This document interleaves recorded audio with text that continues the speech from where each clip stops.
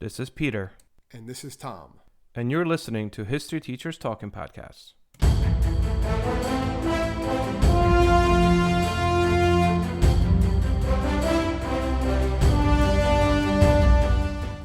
All right, this is Peter Zablocki and Thomas Reska, and welcome back to our podcast. Tommy, let's do this. All right, well, today, in honor of the Olympics, which are currently going on, we decided to look at one of the more interesting, controversial Olympics that ever took place, and that was the 1936 Olympics that took place in Berlin, Nazi Germany. Nazi Germany. Often referred to as the Nazi Olympics. But I didn't want to title this episode Nazi Olympics because people would be like, wait, what? So we're going to say 1936, parentheses, Nazi Olympics, right? It's synonymous. 1936 Olympics. As much as you saw the rings that, you associated with Olympics, you associate those rings and a symbol. I mean, everywhere you could look at, 1936 Olympics, you have the swastika and the rings. Swastika, rings. Swastika, Olympic rings. You know what I mean? It's very strange seeing those things together. It's difficult. It's different, I guess, for someone of our generation or someone now to look at it because, again, we know what happens in history, right? Yeah. People knew what the Nazis were then, but no one knew what the Nazis were truly going to be. Yep. In 1936. Well, I guess. Not to that extent. Not exactly. to the extent is what happened. Yeah. No one could have, I don't care what, you could have said Hitler's going to do this, Hitler's going to do that. Yeah, fine. But not to the extent of what actually takes place. Yeah, this is 3 years before Hitler invades Poland and starts World War II. So not quite there yet. But there was already, by 1936, German domestic policy towards Jews is already ramping up. Pretty, ramping up is probably an understatement, to the extent that you have various nations that are actually protesting whether Germany should even have these Olympics. Well, yeah, but you got to remember, this is also, how did they give it to Germany? It was decided to be given to Germany 2 years before the Nazis ever rose to power, right? So that's something that we also have to discuss here. So it was before Adolf Hitler and the Nazis ever came to power in Germany is when it was already decided that these Olympics were going to be in Germany. And then as things kind of unfold, a lot, like you said, Pete, a lot of these countries are like, should we change it? There was talk of moving it to Britain, moving it to Spain. I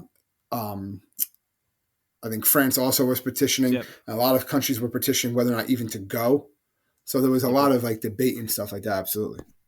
So today we're going to, again, this should not be a long episode. I think we're just going to kind of talk about some of the interesting facts and aspects of the 1936 Summer Olympics that happened. By the way, Germany was also awarded the 1940 Winter Olympics, believe it or not.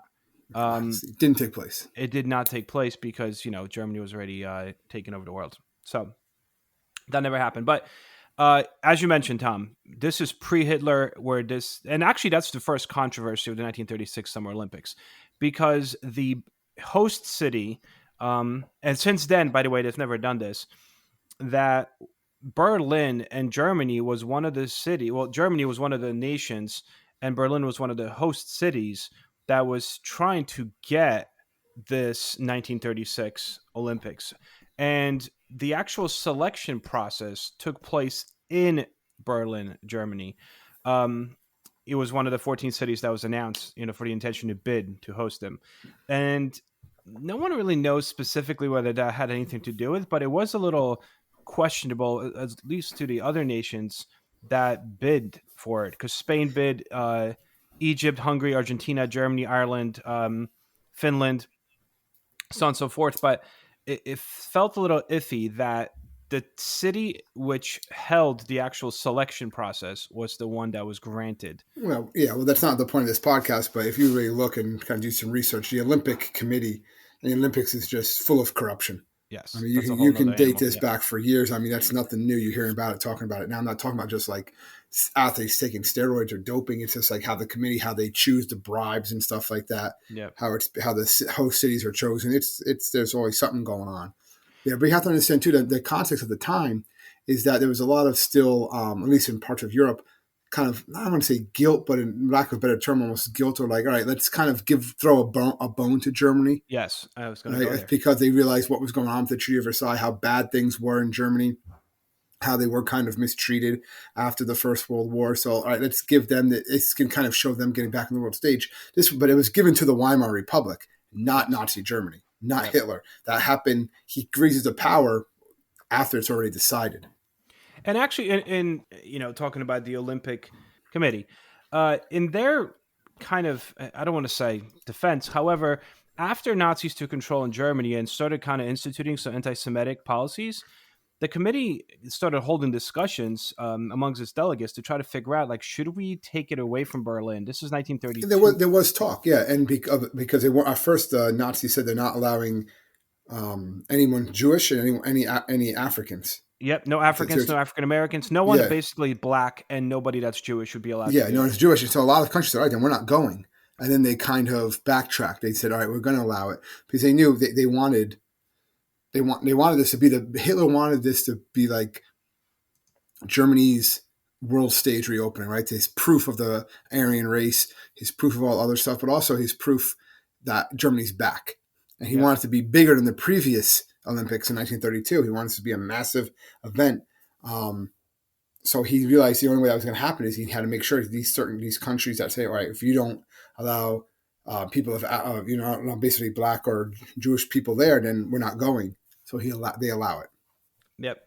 There's one other interesting caveat here that I kind of came across doing research for this. So Barcelona in Spain, Spain was the runner-up to host these Olympics, and they lost. However, after Hitler came to power, there could be a whole nother podcast of Hitler's friendly relations with Spain, Franco, and all that. But before this, so the Spanish government was so upset by the fact that they lost, but also to counter this, like, hey, you know what? Hitler's Germany is anti-Semitic, it is bad, so on and so forth. They actually boycotted the games and they organized their own Olympiad. Yeah, Did you see this? It yeah, I was did known see as that. the People's Olympiad, and it was running parallel during the same time. So it's happening in August 36. It's an event that's going to be held in Barcelona, and 6,000 athletes from 49 countries registered to be part of this People's Olympiad instead of going to the 1936 Berlin Olympics. However, the People's Olympiad never happened because the Spanish Civil War literally broke out one day before the event was due to start. And That's that's going to stop Olympics from happening. yeah. So anyway, overall, once Hitler is on board, he's actually very much on board with this. Like, he's like, this is great. I'm going to showcase to the world, obviously, this whole Aryan greatness. But besides that, he also saw this as a really good opportunity to advertise his policies and of this Aryan race, his beliefs in Aryan race for the German youth. I mean, he saw this as like the German youth is going to look up to this German ideal. And all the posters, 1936 Olympics, you had this like Aryan blue eyes, blonde hair, super fit German guy. The idea was like young people would be like, wow, look at that. In Germany, and we'll touch upon that, Jews were basically excluded and pushed out of competing in all of these events of for the national team. But Hitler's policies and his regime kind of used that to be like, well, see, like Jews didn't make it. Like they're not as Yeah, good as the Aryans this was that are making supposed to this. basically solidify their claims of the superiority of the Aryan race. That was this whole Yep. ideal, right? Yep. That's what he wanted to do. Broadcast it to the world. Yep. Also, the prior Olympics to this we should mention were in 1932, and they were in Los Angeles, and they were considered one of like the grand, biggest, most It was the wealthy biggest. Well, Olympics. yeah, it was the biggest one until this one. Exactly, You and had that what was the whole point. 37. Yeah, you had 37 countries in 32, and then you had 49 countries in 36, which is like today you have hundreds of countries. Yeah, I forget how many Yeah, countries are at this one, but there, if you watch the Parade of Nations, it takes hours because of all the countries that are there. It wasn't the case back then. And out of all the countries, I think I said it was 49 nations, only 10 of them won medals. So yep. it's kind of dominated by just 10 countries, which we'll get to. We'll get to. But Hitler wanted to outdo the U.S. Absolutely, So absolutely. he builds this 100,000 seat track and field stadium. He builds all these gymnasiums, arenas, and then he also, this is kind of new because these are the first times the games are really televised. He makes sure that all of Germany, all this grand of not just architecture, but as well as showcasing the German strength of its athletes, is televised, and it reaches 41 countries. I mean, this is the first official. Like today, you put on It's the the first televised Olympics, I exactly. believe, too, right? You put Yeah. on you put on the TV and you see it. But this was Hitler's idea. Like, let's showcase Germany. And they did So do some things that I was reading to kind of clean up Berlin. Like they sent out people to go and round up all like homeless people or anyone of Romanian descent. They were like kicking them out and throwing them in They concentration locked them camps. into, I was going to say, they locked Yeah, them in concentration camps while there's yeah. all these What nations that is are going on? visiting. Yeah, yeah. They don't And know he that also, there's actually concentration they, camps. no, they have no idea. And they're Yep. also doing things like a lot of the signs that said like Jews not wanted, all this like a lot of anti-Semitic signs they took down because they just in the major tourist attractions they just kind of took them down because they didn't want the other countries to see this stuff. Remember, this is before social media and internet and all this stuff. So Yep. you hear rumors, but then they go to Berlin. Oh, Berlin's a clean city. I didn't see any anti-Jewish stuff. Hitler might be saying it, but it might just be talk. These are just what things people are saying. You know. Yep. Interesting enough, you probably came across as well. I was looking at the United States Holocaust Museum. They have a really good article on these Olympics. And the idea is that Hitler actually got rid of some of his top ranked athletes because they were Jewish. Yeah. Like he basically risked not getting a medal in that particular event, whatever it may be. For example, Germany's top ranked tennis player, right, Daniel Pren, was removed from Germany's team because he was Jewish. Same thing for another jumper. Like he was very specific. We're like, nope, you don't get to do this. And when he got called out, when Hitler's regime got called out for this, they did allow one swimmer, I believe, that was half Jewish, German Jewish swimmer, to stay on the team as like this token of like, yeah, see, we have Jews on our team. But that was again one of those like almost fake. Hey, here you Yeah, go. just to kind of silence the critics in a way. Oh, but we should mention that 9 athletes that were Jewish won medals at the Nazi Olympics. They were not German Jews. There were actually 5 Hungarians, and there was also some Jews from the United States that went to Berlin as well. Yeah, but they were not there. Marty Glickman and Stan Stroller, they were supposed to compete in the American 4x100 relay. Yeah, I But read that. That was intense. They were replaced right before the race by Ralph McAfee and, of course, Jesse Owens, which we'll get to. Basically, because those two, there was a lot of debate at the time that Glickman and Stroller were, because of their Jewish heritage, and that they were taken away because they didn't want to embarrass Germany, which made no sense. Why the United States would care about embarrassing Germany.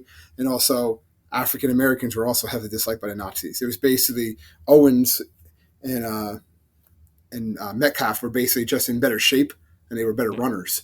But Basically, interesting they enough, already won Olympics by themselves. They already Yeah. won several gold medals beforehand. Yeah, but this is an interesting quote because Glickman recalled like moments. Yeah, it was really right before the race.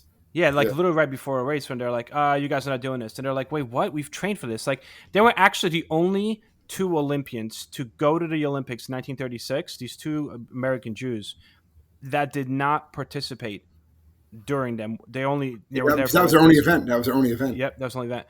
But apparently, Glickman later said that before this race, when they was found out that like, all right, Jesse's doing this, Coach went up to Jesse and basically said, "You're doing this." And Jesse spoke up and said, "Coach, I've won 3 gold medals. Like I'm tired. I've had it. Let He's like, Marty "I'm and done," Sam run it.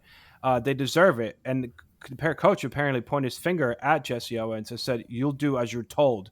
And again, this kind of goes back to, we're talking 1930s. This is black athletes, and they were kind of, not kind of, they were basically They're discriminated persecuted against too. and Yeah, persecuted against as well by even the coaching staff in the United States. absolutely. Like, you're doing this. Absolutely. Interesting. And I mean, and Jesse Owens, I guess we'll get to that a little bit. But yeah, so they're masking hostilities. It's making everything seem really nice, so on and so forth. And today we kind of remember 1936 Olympics as the Jesse Owens victories and embarrassment for Hitler. But actually, this whole Olympics were viewed very much as successful by the Nazis. We see it today, some of the things like, they did. It was bad, but no. Yeah. Go ahead. They loved it at the time. And a lot of the things that they did, like the whole idea of the torch, the Olympic torch being started in Greece. That's a cool thing. Being brought to the Olympic Stadium and lit there, that they always do. That started with the Nazi Olympics. Yep. That started in 1936. This like grandeur to like outdo what the United States did in 32. Well, that's also because he was trying to prove that Germany, in the Aryan race, was a true Aryan descendants of like the Greek races. Yeah, the Greek race. So they saw themselves as like the inheritors of the Greek culture, especially the physical prowess and beauty. So And again, Hitler talked. This is in 1934, so 2 years before, at a youth rally in Nuremberg, was very specific as to the ideal image of a German, and he said that. In our eyes, the ideal German boy should be slim and trim, quick as a greyhound, tough as leather, and as hard as Krupp steel. And the Krupp steel figure is kind of interesting. It's a Nazi invention. It was the company that was a big steel producer, but type of steel in Germany. That's what they made the actual Olympic torch from, was this Krupp steel. As you mentioned before, the idea is to bring it from Olympia, Greece, all the way to Berlin, and it touched 7 countries. As it was brought, as was lit in Olympia, Greece, and its torches brought over. Again, this is something that happens today, but this is the first time that happened because Hitler was like, it's just pure. It's coming from Greece to us. Now, in an ironic twist of events, the 7 countries that it goes through become occupied by Germany within 5 years, which I thought was kind of intense. Kind of shows you what happens there, huh? Right. I know, right? So I kind of looked into it. There's a lot of primary documents about this that kind of a lot of different German as well as American, but a lot of German athletes that talk about this. One particular was Margaret Lambert. She was Germany's highest jumper, the best jumper at the time. She received a letter in 1933 from her sports club that basically flat out said, like, you're no longer welcome here because you're Jewish. Hi, Hitler. So they threw her out of the club. Now, interestingly enough, the height that won the gold medal at the Olympics, she jumped that height on a regular basis. Like, she would have gotten gold, but she didn't. Well, let's talk about the numbers here, right? The United States has a decent amount of people. It's the second largest team, I believe. Yes. The Germans have the largest Germans team. Are the number one, yep. So the Germans were the largest team. I believe they had over 400 athletes. And then the second largest team was the United States. It was. I think slightly over 300. And the United States was kind of supposed. We're not the United. It's not the United States of today. It's not. This is pre-superpower, pre-everything. I mean, it's also these amateur athletes. It's very different. All the Olympics in general are very different than how they are today. We don't have these like some sports household names. These that you just like run. That's just like your job is to be a runner, or basketball and stuff like that. That's not the case. In 1936. Nope. Yeah, absolutely. It's truly amateur. Yep. And also, Franklin Delano Roosevelt, while at the time the United States, there was a question at one point whether we should even bring all these athletes there because, as mentioned before, there is some pushback from Hitler, and this is pre-Hitler invading countries and taking them over. Franklin Delano Roosevelt, interestingly enough, and his administration as U.S. president, they chose not to get involved in a debate. They thought that the tradition always allowed the U.S. Olympic Committee to operate independently of any government influence. So it was supposed to be about sport, not about politics. That was the whole stance U.S. took. Yeah, U.S. took the stance of like, all right, like this is about sports. This is not about. We're not going to politicize this. Blah blah blah. So on and so forth. However, there were some Jewish athletes that were discouraged. Jewish American athletes that were discouraged from participating by different organizations in the United States. 1936 Olympics, notable achievements. There's few notable achievements here. Well, it's not. I mean, if you were in it and you won something, that's a notable achievement. One that I saw that was kind of, I thought was crazy. I'm sure you saw this. Was the what was it? Was it a soccer game? Did you see that?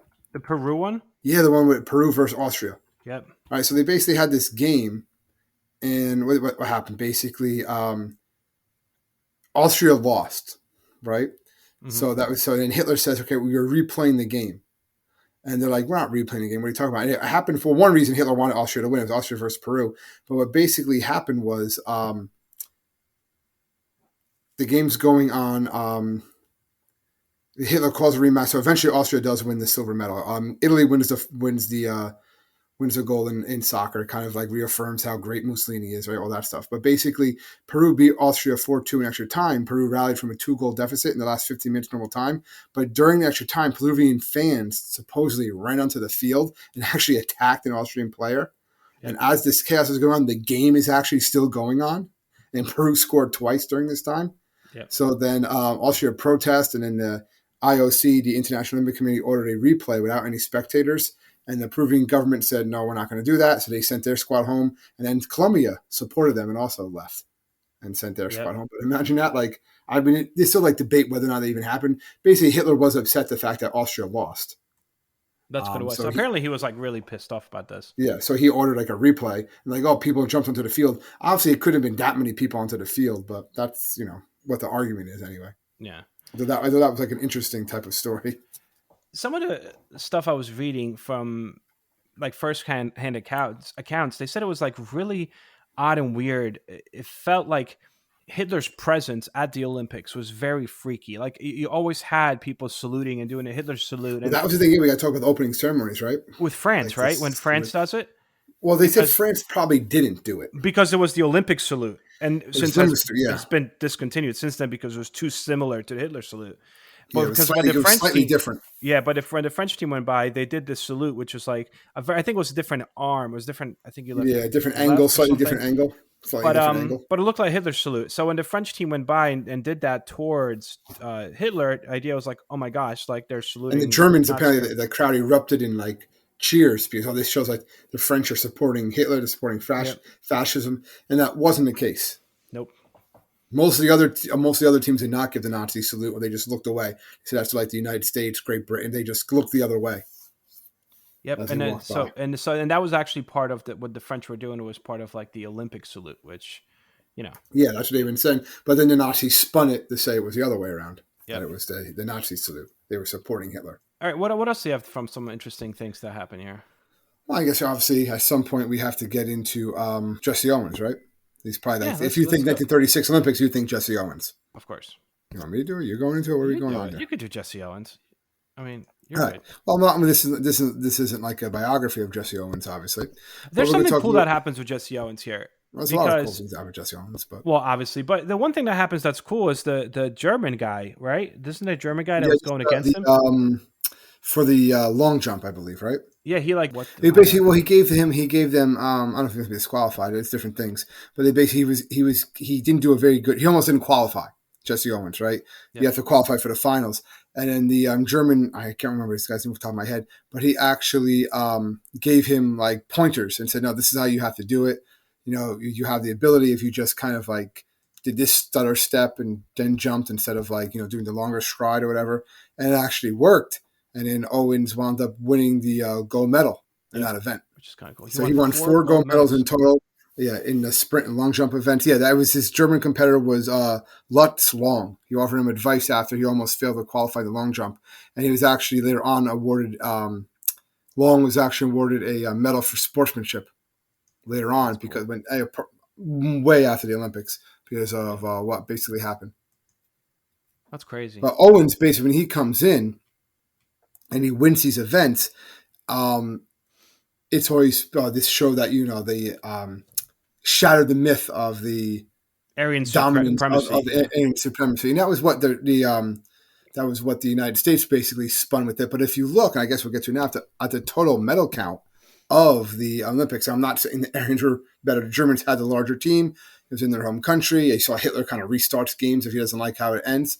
But the Germany did win the most total games. If he doesn't like how it Germany did win the most total medals with 89 and the most gold medals with 33. In second for both of those, United States with 24 gold medals and 56 total medals.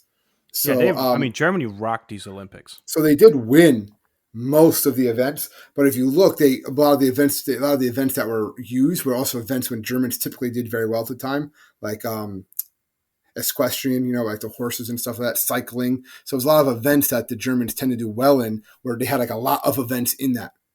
Yep. So it was kind of skewed. All right, let's make sure that we do well here. The New York Times reported that the games put Germany back in the fold of the nations, and that if basically the whole it was reported positively for the most part. That like Germany did great here, and I don't mean just sportsman wise. I mean like just hosting as well, and even there's also that.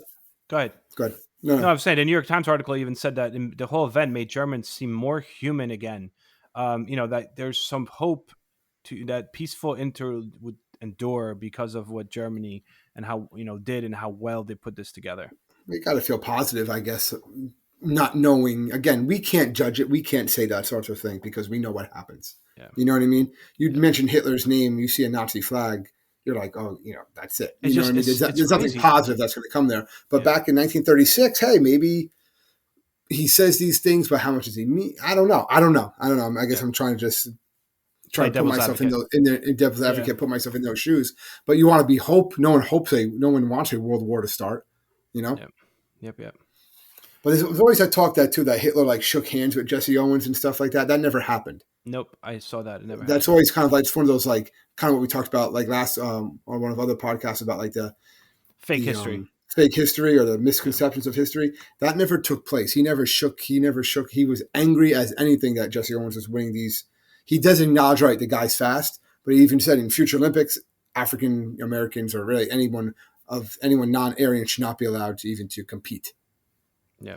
So just keep that in mind too. It's not like Hitler, was won over by Jesse Owens' speed or anything like that. No, not at all. And interestingly enough, most African American newspapers supported the participation in the Olympics. The Philadelphia Tribune they and were the just like, Chicago let's just Defender. go and do it. Yeah, Exactly. They actually agreed that black victories would undermine the Nazi views of Aryan supremacy and spark some form of like a renewed African American pride in the United States. In 1936, and people are talking about how Hitler is persecuting the Jews and discriminating against the Jews. Again, this is pre-Holocaust, but discriminating against the Jews and mistreating them and kind of withholding them their rights and telling them they can't do certain things. I mean, this pretty much is a mirror image of what's happening in the United States with African Americans at the same time. It's almost ironic in a sense. Interesting nonetheless that also came up during this time from some German press that the United States is almost hypocritical if they are here are saying they anything. cheering and everything for these African Americans, and then when they go back to their home, they don't have, they're not treated well. Yeah, absolutely. One other thing that was actually in the news lately, and it was in the news because I believe it was this week or last week, a 13-year-old skateboarder from Japan, Nishiya, became one of the youngest gold medal winners ever at the Olympic Games. And she did this in skateboarding, which, again, that's a fairly new Olympic thing. However, she's not the youngest because the youngest actually happened during these Olympics. And at the age of 13, Marjorie Gestring became the youngest female gold medalist of all time. She was from California, and she won the Olympic gold medal in 1936 Germany for a 3-meter springboard diving. Youngest person to ever win gold medal.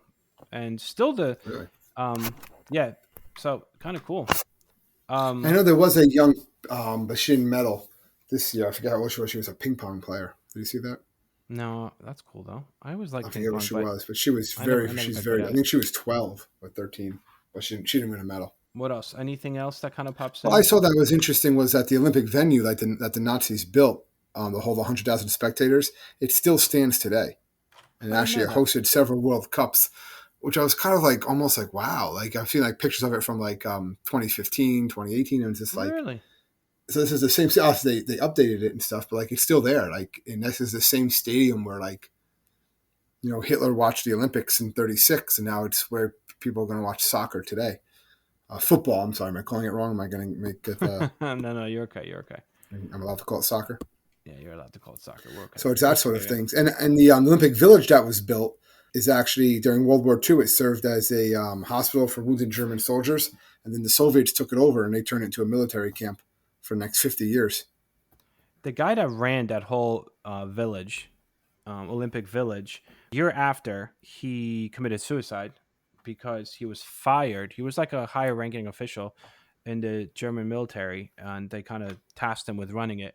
And he did a great job, but afterwards he was fired because he was half Jewish, and he wound up committing suicide. I can't think of anything else. You got anything else? Well, again, this was one of those Olympics that we just wanted to talk about. It's obviously we could do much more detail with Jesse Owens, but just really wanted to give people just a kind of a brief overview of this Olympics, with the Olympics going on now, and the fact that it was really seen as I don't want to say positive, but a success at the time, not knowing what happens 3 years later. And both sides, the Germany used it as propaganda on their side. The West, with United States, Great Britain, France, they used it as their propaganda. That you can see, we're trying to just say just the facts here, but it was skewed on both sides, saying, no, we prove that Aryans are not the best. And the Germans were saying, no, we prove that they are the best. There's just nothing was really decided. And I mean, after this is also kind of important because Olympics take a break after this. Oh, yeah, you don't have them for a while. Yeah. And the Soviet Union was not involved at all. I guess we should have talked about that. They weren't even invited. But they don't start entering the Olympics again until the 1950s. Right? Yeah, because then they see it as a way of like propaganda, and that creates a whole other controversy and everything like that when they start going in. But they're not even involved in this one. Stalin is not sending people to Germany. So these are final Olympic Games for 12 years. Obviously, due to the disruption of the Second World War. The next Olympic Games were held in 1948, 3 years after the defeat of Germany, and they were the Winter Games, and they were in Switzerland. And then the next Summer Games were in London. I don't know. I did see one more thing. It was very human. I guess kind of just wrap it up. At the opening ceremony, did you see this when they released all the pigeons? Yeah, go ahead. That's a funny story. So they released 25,000 pigeons, and so it was literally pigeons everywhere. And as they circle overhead, they also shot off a cannon, and that scared the pigeons. So the pigeons basically pooped, and it pooped all over the crowd. And you could hear the splatter on all of them and stuff like that. And it got in people's hair. It got all over. There was just a massive droppings everywhere because they decided, these 25,000 pigeons, that's awesome. Let's shoot off some cannons to like also signal the beginning of the games. But they didn't wait till the pigeons flew off. It just spooked them all, and they all just went to the bathroom all over the place, all over the crowd, over the athletes. Yeah, they said it was actually so loud, so many pigeons pooing that you heard the sound of it hitting. Like boom, boom, boom. Disgusting. Yeah. Imagine that. Oh my God. 25,000 pigeons is all. So talk about finishing on a nice, light note here. This is, like I promised, a nice short podcast on the Nazi 1936 Olympics. I got nothing else. I thought this was pretty cool. I mean, you always say cool again. You got to be careful saying cool. You can't say cool when it comes to certain like Nazis and cool should not be in the same sentence. No, they're not. So yeah. Anyway, to everyone out there, thank you so much for once again tuning in. We absolutely love all the feedback we're getting, and it seems that people are really enjoying this little podcast that we got going here. And we're chugging along. So if you guys need anything, please feel free to contact us at historyteacherstalkingpodcast.com. And that's it for me. So everybody enjoy, and hope you have a nice week. Stay safe, everyone.